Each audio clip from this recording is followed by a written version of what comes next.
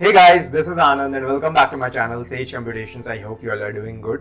तो आज हम लोग बात करेंगे आर्ग्यूमेंट पासिंग बाय वैल्यूज के बारे में। लास्ट वीडियो में हमने बात करी थी ग्लोबल एंड लोकल वेरिएबल्स। अगर वो वीडियो आपने नहीं देखी है तो मैं इसका लिंक ऊपर आई बटन में दे दूंगा और नीचे डिस्क्रिप्शन में भी, ताकि आपको आसानी हो। चलिए बिना किसी देरी के शुरू करते हैं आर्ग्यूमेंट पासिंग बाय वैल्यू। हालांकि इस बारे में हमने ब्रीफ में पहले अपनी पुरानी वीडियोज में भी डिस्कस करा हुआ है, अगर वो आपने देखी हो तो बहुत ही बढ़िया है, क्योंकि ये आज हम डिटेल्स में डिस्कस करेंगे। ठीक है, तो देखते हैं। मैंने लिखा सैलरी, दो वेरिएबल बनाए, सैलरी इक्वल्स टू 1000 कर दिया, एक्सपेंस इक्वल्स टू 200 कर दिया, नेम डाल दिया, इंटरेस्ट रेट डाल दिया 0.04 यानी 4%, नेम डाल दिया जेम्स। मैंने डिफाइन करा प्रिंट सेविंग डिटेल्स, तो मैंने लिखा print name on account, name variable आ गया आपका, saving equals to salary minus expense, print savings and then print interest rate, दोनों चीज़ें। प्रिंट सेविंग डिटेल्स को मैंने इन्वोक करा। अब देखिए नेम ऑन अकाउंट आ गया आपका जेम्स, सेविंग्स आ गया आपका 1000 माइनस 200 जैसे 800, इंटरेस्ट रेट आ गया आपका 0.04। ठीक है, अब क्या करते हैं, मैं इसी फंक्शन को इन्वोक करता हूँ, बट इस बार मैं इनपुट आर्ग्यूमेंट्स पास कराऊंगा। इस बार मैंने कोई इनपुट आर्ग्यूमेंट्स नहीं डाला था, जो भी डिफाइन करा था वही वैल्यूज आई, ग्लोबल वेरिएबल्स को रेफरेंस करा था बेसिकली। इस बार हम इनपुट आर्ग्यूमेंट डालेंगे, name, salary, expense and interest rate मैंने डाल दिया डिफिनेशन में ही फंक्शन के। सेम फंक्शन है, मैंने प्रिंट कराया, लेकिन इस बार क्या करा मैंने, name, salary, expense, interest rate डालना पड़ रहा है मुझे जब भी मैं उसे इन्वोक करूँगा, बिकॉज मैंने इनपुट आर्ग्यूमेंट्स डाले। लेकिन इस बात का ध्यान रहे कि मैं इनपुट आर्ग्यूमेंट्स मैंने जो भी डाले हो सेम नेम के डाले हैं जो ग्लोबल वेरिएबल्स के नेम थे। दैट इज वाई इसने नेम वही लिया जेम्स, सेविंग्स वही आई और इंटरेस्ट रेट भी सेम आया, बिकॉज ये सेम वेरिएबल्स को रेफरेंस कर रहा है। राइट, ठीक है। लेकिन अगर मैं इनपुट आर्ग्यूमेंट्स इस बार चेंज कर दूँ, मैंने वही सेम फंक्शन इन्वोक करा, मैंने नाम डाल दिया जूली, मैंने डाल दिया भैया 10,000, देन 200 आपका एक्सपेंस डाल दिए, सेविंग्स डाल दी 10,000, इंटरेस्ट रेट डाल दिया 0.02। अब देखिए चेंज हो गया, 10,000 माइनस 2,000 इज 8,000, इंटरेस्ट रेट भी चेंज हो गया, नेम भी चेंज हो गया। This is the benefit of input arguments, कि आप फंक्शन में अगर इनपुट आर्ग्यूमेंट्स डिक्लेयर कर रहे हैं, डिफाइन कर रहे हैं, तो आप उसमें जब भी आप उसे इन्वोक करेंगे, आप उनकी वैल्यूज डाल के वहाँ पे उसे प्रिंट करा सकते हैं। राइट, ठीक है। अब क्या करते हैं, डिफाइन प्रिंट सेविंग डिटेल्स मैंने करा, नेम, सैलरी, एक्सपेंस, इंटरेस्ट, दोबारा से मैं इनपुट आर्ग्यूमेंट्स पास करा रहा हूँ। प्रिंट नेम ऑन अकाउंट, वापस expense equals to expense plus 100, इस बार मैं एक्सपेंस को बढ़ा रहा हूँ, प्लस 100 भी कर रहा हूँ, सेविंग्स वही है और इंटरेस्ट रेट वही जो मैं डालूंगा। ठीक है, इस बार क्या करते हैं, प्रिंट सेविंग डिटेल्स, मैंने दोबारा से name, salary, expense, interest rate करा। अब देखिए नेम ऑन अकाउंट आपका आ गया जेम्स, और सेविंग्स इस बार हो गई 700, 800 से 700 हो गई भाई, बिकॉज एक्सपेंस मैंने 200 प्लस 100 यानी 300 कर दिया, और 1000 रुपीज़ आपके सेविंग्स थी, तो 1000 माइनस 300 इज 700। तो यहाँ पे चेंज हो गया, मतलब इसका क्या मतलब बेनिफिट क्या हो रहा है कि मैं फंक्शन की डेफिनेशन में ही वेरिएबल को रेफरेंस करके उसमें एडिशन सब्ट्रैक्शन कर रहा हूँ। That is the thing. अगर मैं name, salary, expense, interest rate को कॉल करूं जो कि ग्लोबल वेरिएबल्स है, आप देखिए उनमें कोई चेंजेस नहीं होगा, क्योंकि ये मैंने लोकली चेंज करा है, लोकल फंक्शन के अंदर चेंज करा है, फंक्शन डेफिनेशन के अंदर, इसलिए ग्लोबल वेरिएबल्स में कोई चेंज नहीं आया।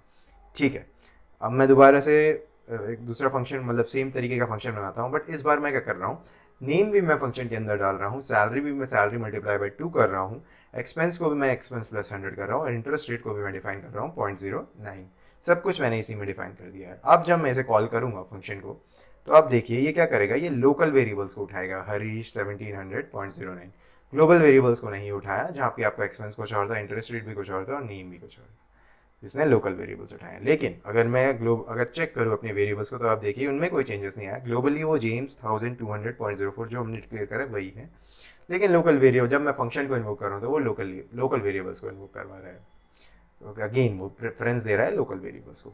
Changes made to the local variables are not reflected in the global variables. Right, ठीक है। अब थोड़ा कॉम्प्लेक्स डेटा टाइप्स की तरफ चलते हैं, अभी तो प्रिमिटिव डेटा टाइप्स देखिए, थोड़ा कॉम्प्लेक्स पे जाते हैं, लिस्ट को देखते हैं। मैंने एक फ्रूट लिस्ट बनाई, Apple, grapes, mango and bananas. मैंने एक फंक्शन बनाया, डिफाइन चेंज लिस्ट, उसमें मैंने फ्रूट लिस्ट को पास करा दिया, fruit list equals to kiwi and strawberry, print inside the function fruit list, जो फंक्शन के अंदर है, यानी फंक्शन के अंदर जो मैंने फ्रूट लिस्ट डिफाइन करी जिसमें कीवी और स्ट्रॉबेरी लिखा है, and then change list fruits list, यानी चेंज लिस्ट को मैं इन्वोक करा रहा हूँ, फ्रूट लिस्ट को इसमें पास करा रहा हूँ, प्रिंट एक blank line, print outside the function fruit list. तो इनसाइड द फंक्शन जो मैंने डिक्लेयर करा वो भी आ गया, और आउटसाइड द फंक्शन जो हमने डिक्लेयर करा था ग्लोबल वेरिएबल में लिस्ट को, वो भी आ गया, दोनों चीज़ें आ गई। ठीक है भैया, अब मैं क्या कर रहा हूँ, fruit list equals to apples, grapes कर दे रहा हूँ आउटसाइड वाले में, यानी ग्लोबली जो है। अब मैं चेंज लिस्ट के अंदर जब फ्रूट लिस्ट पास कराऊंगा, तो अब देखिए कीवी और स्ट्रॉबेरी आएगा भाई, बिकॉज चेंज लिस्ट के अंदर हमने लोकल लिस्ट को डिफाइन कर रखा है, इसलिए हमेशा प्रेफरेंस लोकल वेरिएबल को जाएगी, इसलिए वो फ्रूट लिस्ट में कीवी और स्ट्रॉबेरी आया, ना कि आपके एप्पल और ग्रेप्स। ओके अगर अब मैं फ्रूट लिस्ट को सिंपल वेरिएबल देखूं जो ग्लोबली डिक्लेयर करा है उसमें एप्पल और ग्रेप्स आ रहा है, तो अगेन वही चीज़ क्वालिफाई कर रहे हैं हम कि प्रेफरेंस किसको मिल रही है, लोकल वेरिएबल को।